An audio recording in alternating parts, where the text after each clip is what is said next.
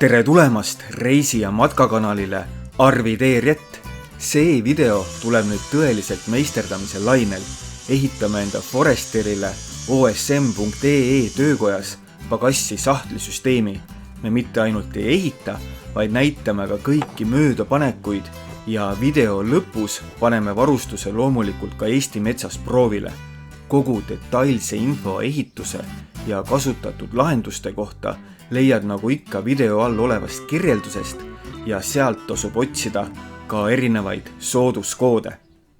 Siis kui mõni mõistlik inimene hakkaks tegema oma autole pagassi sahtlisüsteemi, siis ilmselt kasutaks ta alguses mingit soodsat materjali. Näiteks siis kui onu Raiu tegi enda vingele maasturile pagassi sahtlisüsteemi, siis kasutas tema ka soodsat vineeri ja siine üldse ei paigaldanud. Mina ilmselt nii tark mees ei ole.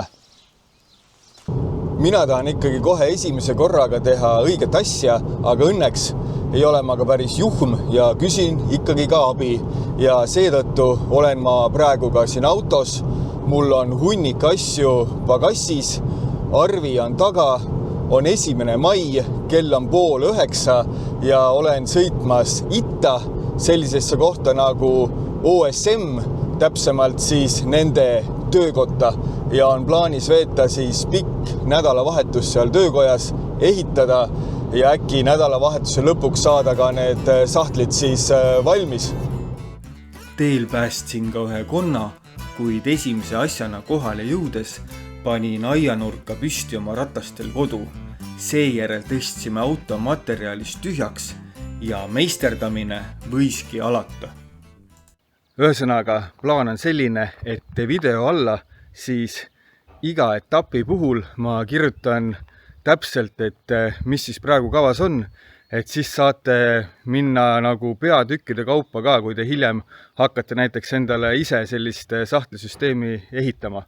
Ja esimene peatükk muidugi mõista mõõtmine ja planeerimine.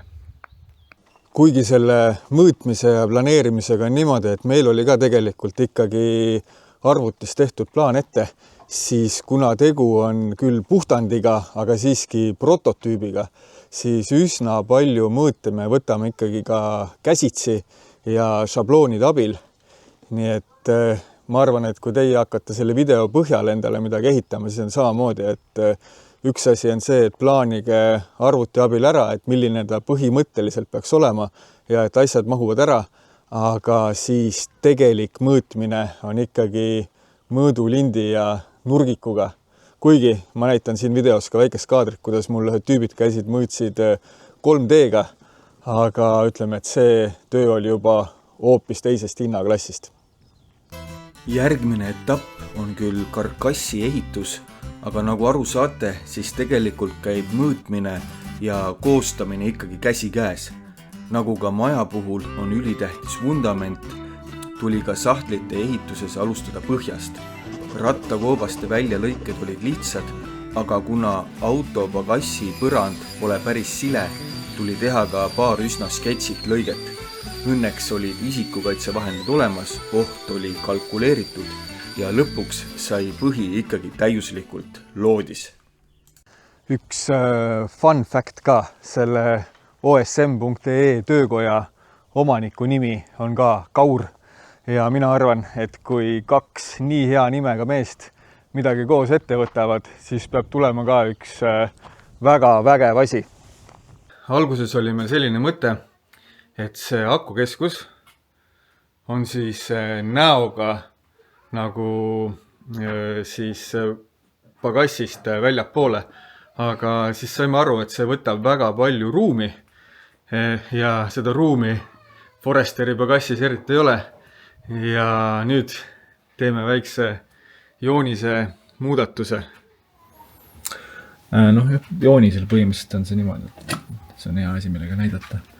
Et siin on see akupank, on õige nimetus. Akupank on näoga siia poole ja see võtab 38 pluss me jätsime isegi minimaalset ruumi siia külgedele.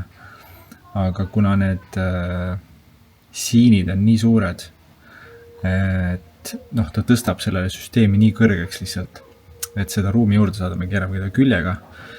Me saame isegi mingi 8 senti saame juurde, et külmkapp saab rahulikult allapoole tulla, peaaegu 7 senti, et kogu süsteem läheb nagu palju madalamaks. Teemegi selle praegu ringi ja vaatame, kuidas ta siis välja näeb. 7 senti põhimõtteliselt vähemaks. Ai, nüüd kogu joonis läks pekkis. See läks katki kõik. Nüüd on näha, vaata see osa, mis siin üleval on. See Ja, oli enne oli kõrguses ja, lisaks. Need on need prototüüpimise siis valud, aga ka rõõmud. Vineeri puhul siis väga oluline on ette puurimine. Muidu võib juhtuda, et kihid lähevad laiali. Kruusased ja auklikud teed panevad sahtlisüsteemi raami korralikult proovile. Seega selleks, et konstruktsioon oleks tõesti tugev ja püsiks kindlalt koos, liimisime ka kõik raamiühendused lisaks kruvidele ka omavahel kokku. Nüüd läheb asi põnevaks, oleme lõpuks jõudnud siinide paigalduseni ja ma siis näitan meie seda võtteid, mis me siis kasutame selleks, et neid siine paigaldada. Vevoril olid kaasas siis siinide paigaldamiseks selline väike polt ja mutter. Nende loogika oli see, et ilmselt siin on siis mõeldud minema mitte puidu külge, aga metalli külge. See oleks siit siini avast läbi, piisavalt ruumi oleks siis metalli jaoks ja teiselt poolt siis mutter otsa. Meie puhul sellest ei piisa. Näete? Meie mõtlesime, et kasutame selliseid löökmutreid, et puurime ava ette, paigaldame mutri ja keerame poldi sisse. Little did we know. Sellest tuli veel paras jama. Need Vevori originaalpoldid jäid ikkagi lühikeseks ja olen nüüd teel siis püssikoopi, õnneks ainult 5 kilomeetrit ja loodan, et leian sealt siis õige pikkusega poldid. Kaur number 2 või mis kaur number 2? Mina olen seekord ju kaur number 2, sellepärast et ma olen külas. Kaur number 1 jäi siis seda sahtli boksi pealmisplaati ehitama ja mina sõidan siis püssikoopi. Põhimõtteliselt läks siis nii, et midagi on, aga ei ole siis seda peitepead ja ma ei oska öelda, kas kuuskant pea jääb sinna siini sisse kuidagi ette või ei jää, aga äkki ei jää. Alguses tunduski, et õnnestubki neid kasutada. Sulasena sain ülesandeks poldid nii 10 mm lühemaks lõigata, aga tulemus oli ikkagi järgmine. Et sulased kipuvad ikka olema need mehed, kes alati ei tee väga mõttekat tööd ja siis see minu nende poltide lühemaks lõikamine oli ka selline nii ja naa. Sellepärast, et kui panime siini paika, siis ikkagi siin killus kinni nende siis tavaliste peadega, et on ikkagi peitepead vaja. Homme hommikul on Jõhvi Bauhof lahti kell 8. Ja peab ikkagi sinna minema, aga mingid teisi asju saab õnneks teha. Esimese päeva õhtuks saime valmis siis selle põhilise kasti, aga ma näitan, kui täpsed nurgad sellel on. Ja see ei ole see, et ma olen otsinud nüüd kõige täpsema nurga.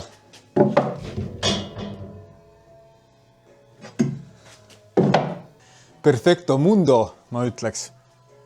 Õhtu meie õuele saabus tuulikuid vaadates ja tuleb tõdeda, et mina küll aru ei saa, miks mõned neid nii kirglikult vihkavad.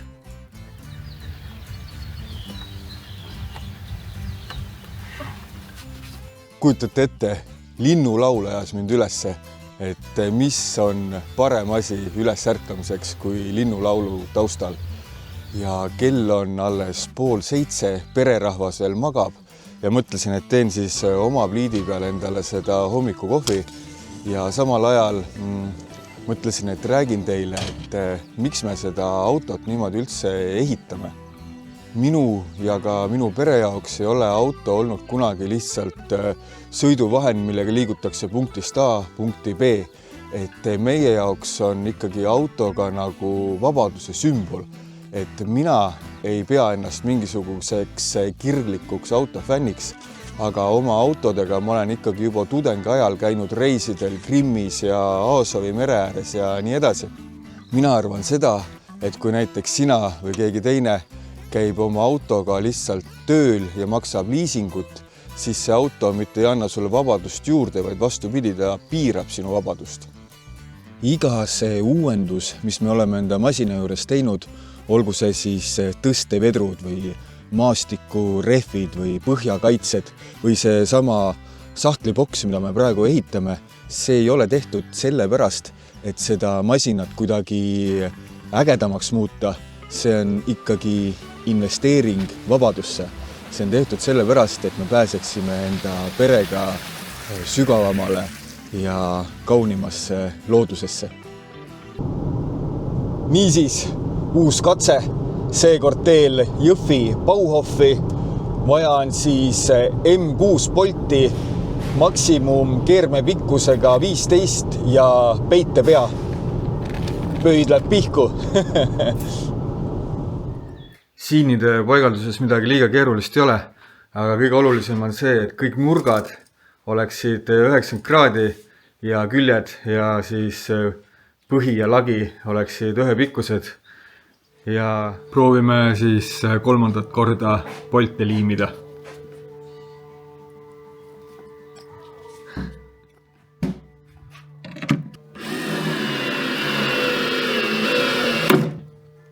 Sahtlite valmistamises ei ole tegelikult midagi keerulist.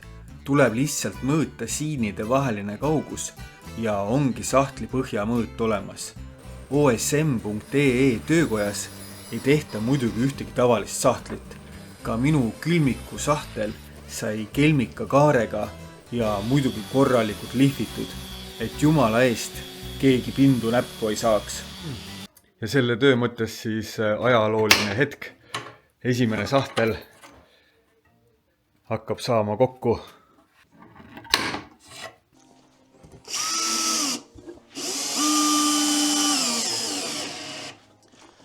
No nii, lõpuks ometi oleme jõudnud sinna maale, et saab hakata natuke tegelema juba viimistlusega ja enne on siis plaan terve see kast korralikult üle lihvida ja seejärel puhtaks puhuda ja siis lakin need pinnad, mis ei lähe tekstiili alla, ehk siis mõlemad sahtlite sisud. Aga ülejäänud pinnad sellest konstruktsioonist lähevad meil kõik tekstiiliga katmisse, ehk neid ei ole siis lakkida tarvis. Lakkimisest pole suurt midagi rääkida. Igaüks teab, kas talle meeldib kasutada rohkem pintslit või rulli ja kui täpse käega ta on, ehk kui palju tuleb teipida. Aga kas te seda kohta mäletate? Ilmselt nii tark mees ei ole. Niisiis teine päev tundus, et sahtlid on koos, aga pisike fail. Mul oli hirmus isu saada selline 3 auguga pliitsis.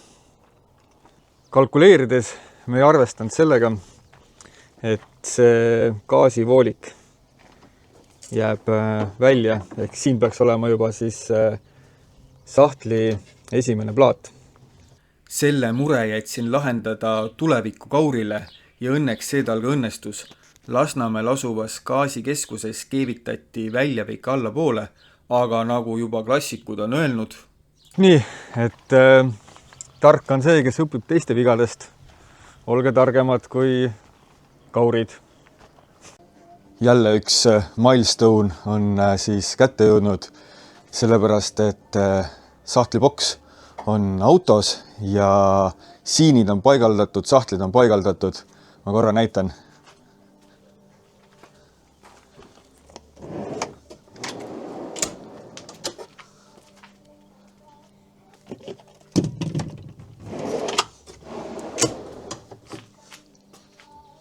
Selline väike finiš vahepeal. Me kasutame tekstiili paigalduseks siis sellist spreiliimi ja peale läheb siis auto põhjakate Mistrast. Algajate sadulseppadena üritame teha, mis nagu õnnestub, aga ütleme, et nähtavad kohad teeme ilusti, mitte nähtavad kohad teeme ka ilusti, aga teile ei näita. Olukord on üsna sümboolne selles mõttes, et ma olen siin minihaagises, kus ma ka hööbin ja siis samal ajal ehitan siis seda sahtliboksi selleks, et minna siis reisile, kus see minihaagis ju kaasa ei tule, et sellel aastal, kes ei tea, siis on meil plaanis minna perega siis auto ja katusetelgiga Balkanile, riigid nagu Serbia, Kosovo, Põhja-Makedoonia ja äkki jõuame isegi välja Kreekasse ja Peloponnesose poolsaarele. Et keda see kant huvitab, siis kindlasti hakake ka jälgima ja soovitage sõpradele ka. Selleks, et see Mistra korralikult kinnituks ka nukkadesse, siis tasub nukad ümaraks reisida ja seda hakkame siis kohe tegema. Kui nurgad on ümaraks lastud, siis midagi liiga keerulist ei olegi. Lühidalt on süsteem selline. Tuleb piserdada liimi nii vineerile kui ka tekstiilile. Seejärel klammerdada tekstiil korralikult kinni. Siis keerata riie üle plaadi serva, lõigata kolmnurksete lõigetega parajaks, liimida üle katted, klammerdada needki kinni ja siis lüüa haamriga kõik klambrid üle ja seejärel rinse and repeat kõigi teiste detailidega samamoodi. Jah, minu aeg siin Lüganusel hakkab vaikselt ümber saama, sahtlisüsteem funktsionaalselt juba toimib, et ma pean tegema mingisuguseid väiksemaid selliseid finishing touches, natukene panema veel lakki peale ja siis on asi täiesti valmis. Aga ma ikkagi tahaks meistri käest küsida, et kus sinu see puutöö huvi ja sellised käelised oskused pärit on? Esimese parandusena teeks, et ma ei ole meister. Kindlasti mitte. Õpipoiss võib-olla. Mis mina siis olen? Õpipoiss. Oskused tulevad siis, kui pole piisavalt rikas, et kedagi palgata endale, siis pead ise tegema kõik asjad. Ja tihti need oskused tulevad nagu enda eksimustest, eks ole? Kindlalt. Siis jäävad kõige paremini meelde. Siis jääb kindlalt meelde. Ja no mitte alati esimesel korral, on ju. Et netist ilmselt saab ka päris palju infot ammutada, et ma loodan, et minu vaatajad ka sellest videost ammutavad enda jaoks infot. Ja kui nad ei ammuta infot, siis võib-olla ammutavad asju, mida mitte teha. Jah, või seda. Aga mis sa arvad, kui nüüd keegi vaatab, et üliäge süsteem, aga ise ei julge seda ette võtta, et kas võib sulle ikkagi kirjutada, et paar tükki sa äkki viitsid selliseid veel teha? Vaatame, teeme kõigepealt selle valmis ja siis... Ja mis tunne sisse jääb, on ju? Ma teen enda esimese reisi ära ja siis saab vaadata. Vahepeal on veidi raske olla positiivne, kui juhtuvad sellised asjad, et tundus, et asi on põhimõtteliselt valmis. Aga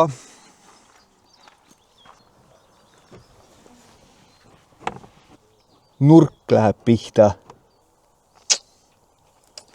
Nagu öeldud, õpikauride pealt. Juhul, kui te muudate enda masinat raskemaks, siis kindlasti tuleb arvestada sellega, et ikkagi vedrud ja mordid sellele uuele raskusele vastu peaksid. Minu Foresterile on paigaldatud Pedersi lifting kit, aga ometigi olen praegu teel siis Toyota Abisse, kes mulle kunagi selle lifting kiti paigaldas ja tuleb välja, et need Pedersi esi ja mordid on ikkagi defektsed ja möödas on vaid 1 aasta ja nad on hakanud juba kergelt klobisema. Plaan on siis välja vahetada need punased Pedersi ja mordid roheliste Ironmani amortide vastu ja lisaks sellele on mõttes veel paigaldada ka spacerit taha, sellepärast et see ehitatud köök on ikkagi üsna raske ja auto ei ole enam täiuslikult loodis. Kusjuures need spacerid tellisin ma ühelt Leedu tüübilt ja panen siia video alla siis tema Facebooki kontakti. Ta suudab ehitada alates sellistest lihtsatest spaceritest kuni siis keeruliste off-road stangedeni välja, et kui teie hakkate oma autole ka näiteks sellist kööki ehitama ja avastate, et taguots on natukene allapool, siis võite julgelt talle kirjutada ja ma usun, et ta leiab teile hea lahenduse. Aga mis siis ikka, saate siis vaadata lühidalt, kuidas tõstekomplekti vahetus toimub ja siis läheme teiega koos juba metsaradadele. Üks väga oluline asi peale seda, kui oled paigaldanud enda autole spacereid või lisamorte või midagi, siis tuleb paika ajada ka sillad ja ka sildade regullimise võimekus on Toyota abis täiesti olemas.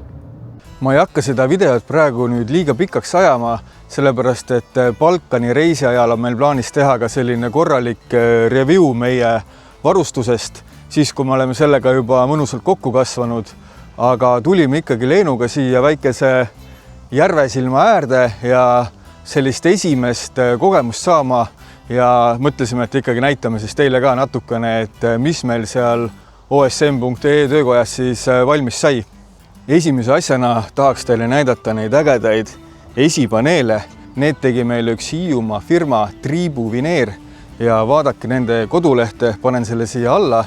Selle kattega saab siis katta ükskõik, mis sinu enda mööblit, köögimööblit, mida iganes. Ja see on keskkonnasõbralik, valmistatud siis vineeri jääkidest ehk väga lahe asi. Kindlasti vaadake ja ma usun, et teil läheb siis fantaasia tööle ja mõtlete välja võib-olla midagi sama ägedat. Meie saatsime lihtsalt enda sahtli esipaneelid Hiiumaale, nemad kleepisid selle katte peale ja saatsid meile siis juba ägedad sinised esipaneelid tagasi. Mis meil siin boksis siis on? Üks asi, väga oluline, meil on siin 20-liitrine külmik. Töötab aku pealt, akuks on siis Becroni akukeskus ja testides tuli välja, et see Becroni akukeskus suudab seda külmikut töös hoida tervelt nädal aega. Aga mis on teises sahtlis?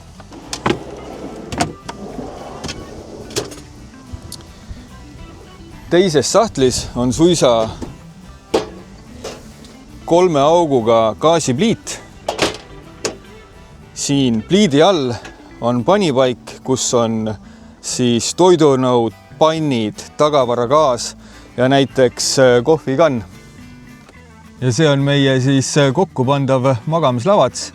See on tervelt 1,86 m pikk, ehk siis ka meie Leenuga saame siin vabalt magada.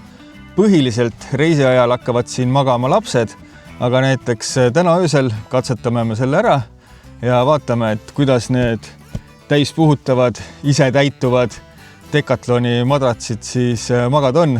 Ainult 3 sentimeetrit paksud, aga siin praegusel hetkel pikutada on küll üsna mõnus. No, proovime siin uut panni.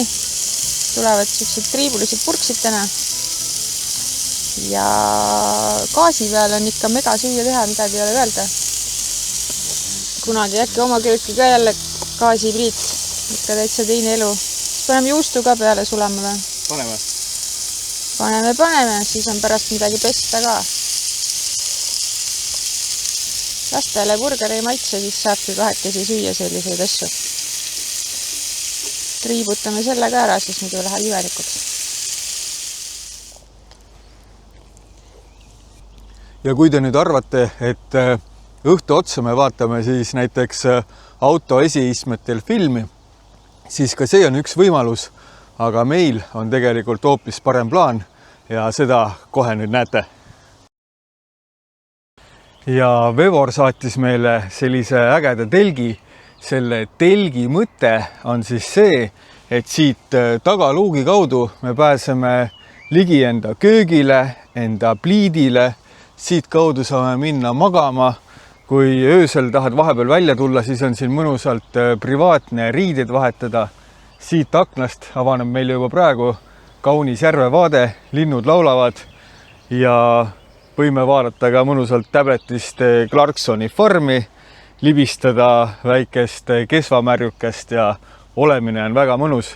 Panen selle Vevori telgilingi ka siia alla, aga ega ma praegu selle telgi kohta veel väga palju midagi öelda ei oska, sellepärast et vihma näiteks me pole sellega saanud, aga reisile võtame selle kindlasti kaasa ja siis räägime juba täpsemalt ja kui keegi ei suuda vastu pidada ja tahab seda osta, siis saab Vevori kodulehelt selle Arvid ERJ sooduskoodiga ka Siraka soodustust ja kui tahad teada, et kuidas see telk toimib ja sa ei jõua ära oodata, kui hakkavad meie videod välja tulema, siis võid julgelt Arvi Teeri ette Facebooki Messengeri kirjutada ja küll ma siis vastan ja ausalt, nii nagu asjad tegelikult on.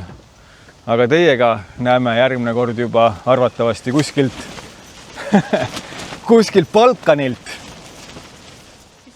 Kui tahad meie kohta rohkem teada, siis hüppa meie kodulehele.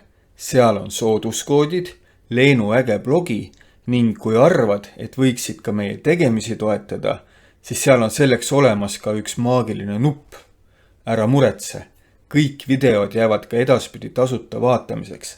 Toetuse eest me juustu ega vorsti ei osta, vaid paneme kõik kanali arendusse.